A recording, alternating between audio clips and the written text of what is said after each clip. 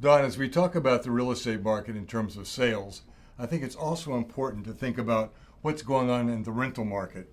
What do you predict is going to happen in South Florida in 2024?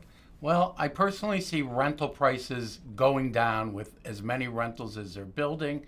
But again, keep in mind, rent is 100% interest rate, and you don't control your lease. And I've always found that investing in real estate builds great wealth over the years. But I do see rental prices going down in the next year or two.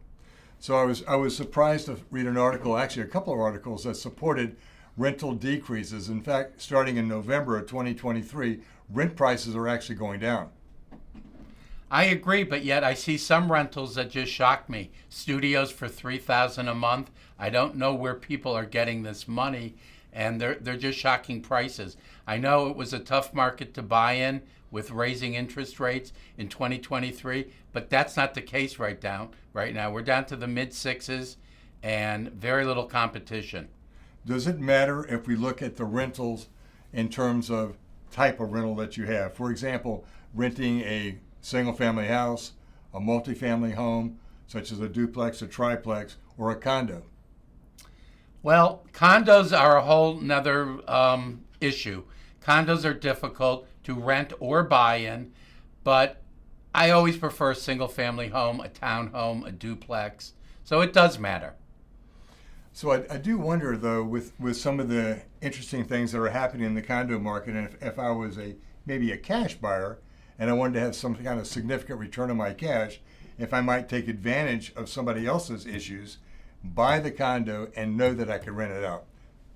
Absolutely, and that's why it's more important than ever which realtor you work with, which loan officer you work with, because there are several documents that must be looked at that never were looked at before with purchasing condos.